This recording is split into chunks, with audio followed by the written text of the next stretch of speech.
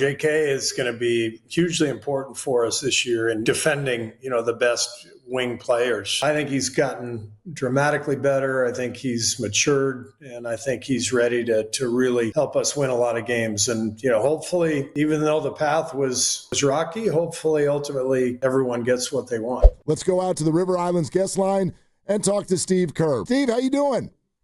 I'm good. How are you guys doing? We're fantastic, but you're probably better. 1-0. What's your overall takeaway from last night? Yeah, really good night. It's always fun to win the opener, just get off on the right track. And I thought our guys played an excellent second half. Our first half was not very good, but, opening night, butterflies and a lot of turnovers. We settled down nicely, though, and a lot of guys played really well, and it's a good win. Yeah, very sloppy, I thought, both ways in the first half. Would you chalk that up to just opening night jitters or just kind of the way it was so choppy with, the officiating, a lot of whistles, and even a player of yours getting a tee from the bench, which I don't know if I've seen before? Yeah, I think it was the turnovers really that hurt us. I mean, we had 6 or 7 transition opportunities that should not have been difficult. As long as we're spaced and you have a man advantage, that's when that game is actually the easiest. And we didn't handle the transition well at all. I think we had 2 charges. We had an illegal screen. We had a pass we caught out of bounds. We had poor spacing. So we cleaned that up in the second half. Our guys did a great job of taking care of the ball, making the most of every possession, and we were able to pull away. Steve, us fans are always interested in who's starting and who's finishing. So last night's starting lineup, was there some circumstantial nature to it because Moses is not available or because Luka is a defensive thing you have to deal with, or is that lineup that you put out there last night something you'd like to work with for a little while? Well, the lineup decision was made based on Moses not being available. I would have started Moses had he been healthy based on the way we finished last year. We really found a good group, but there's a lot that goes into the equation this year. I really don't want to play Draymond at the 5 all season long. So there will be games where I start bigger, but last night felt like a great night for Jonathan. He's had a really good training camp.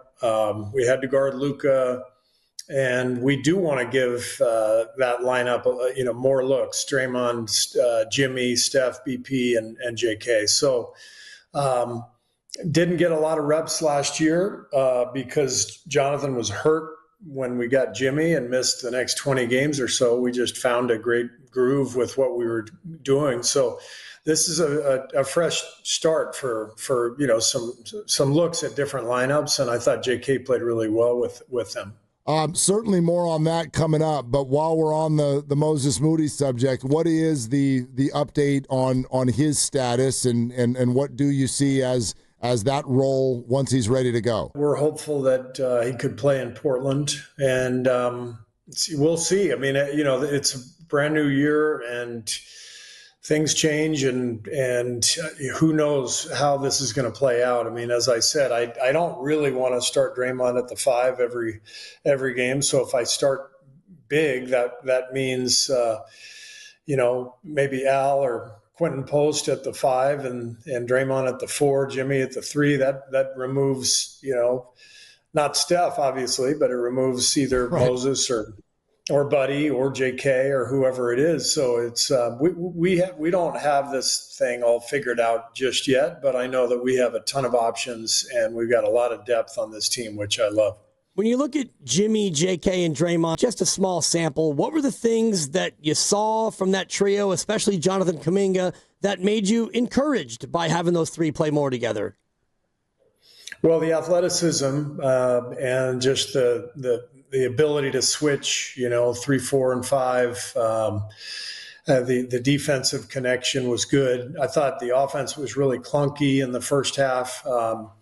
We finally started getting the ball moved in the second half, and And that's when the game broke open. JK and Steph and Draymond had several possessions in the third quarter where we got things moving. We manipulated the defense, and JK had a nice slip to the rim for a layup and knocked down a couple shots. And so, it was way better in the second half than it was in the first offensively. But I liked the defense and the athleticism, the entire time they were out there. And that's, of course, what's intriguing about putting them together. Yeah, Steve, that early third quarter basketball was beautiful. I thought that second half was some of the best basketball I can remember Jonathan Kuminga playing in quite some time. So that's really encouraging. I wonder sort of like if you can take us into this dynamic. I'm super intrigued by it. Jonathan with a couple of possessions that you guys didn't love, but that he immediately kind of waved to you and gave you the "my bad, I know." Like, can you take us through that dynamic? Because it sounds like maybe there's been some progression there. Oh, I think he's really matured. I think the veteran players have really helped him in training camp. Jimmy has been working with him after practice.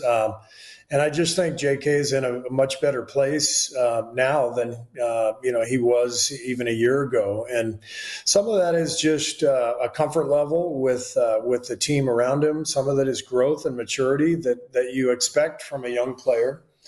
And I know that I'm really excited about just how he's progressed both on and off the court. And he's going to be a huge part of what we do this year. Jimmy Butler particularly said he's kind of taken JK under his wing. What are the things that you look for JK to learn from Jimmy Butler specifically to help elevate his game and get him to where you guys want him to be? Well, I think Jimmy can deliver the message better than anybody else, better than I can, for sure. I think players learn from each other and they respect, the vets. And so the messages we're trying to send to JK aren't different now than they were the last few years. They're just more likely to take because of now the experience JK has being in the league for several years and hearing Jimmy, reiterate those messages and what those things are, sprint the floor and rebound. And when he does that, his athleticism really pops and we can really feel him. He's defending well. I thought he defended Luka pretty well last night. Actually, there's just not a whole lot you can do with that guy.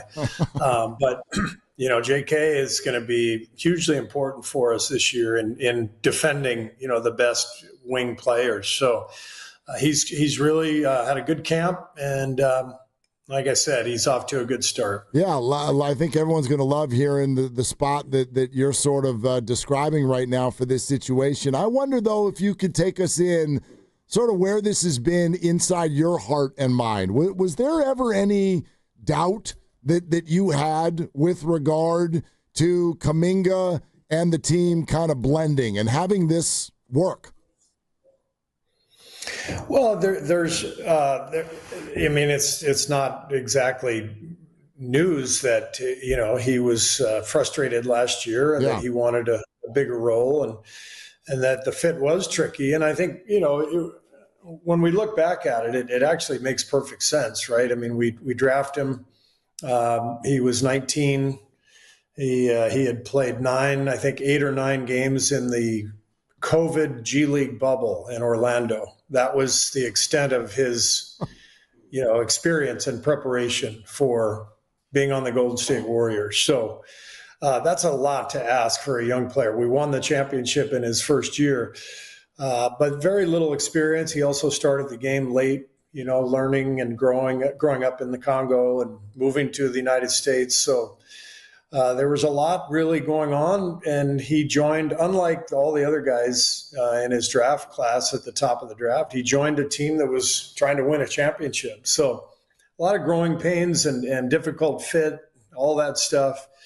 But I think he's gotten dramatically better. I think he's matured, and I think he's ready to really help us win a lot of games. And, hopefully, even though the path was rocky, hopefully, ultimately, everyone gets what they want. Yeah, I don't know what you're referring to, Steve, about a rocky path, but I'm more curious about, like, how much better has he gotten from last year to this year? Because the summer we know was, rocky path. But when you look at him as just a player now, where are the areas where you look at JK and say, that's a clear-cut improvement?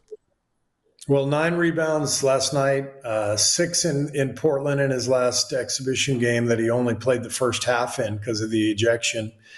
And he's passing the ball better than he's passed it in 4 years. 6 assists last night.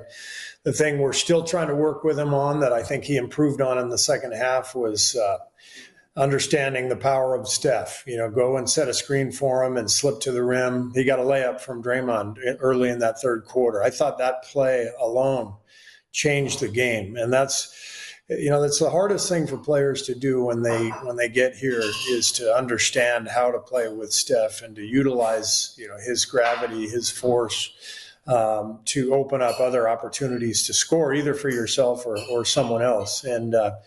And so I think that's really still the area that we're going to hammer home with JK because there's no doubt if you use Steph the right way, that's the best way for us to win.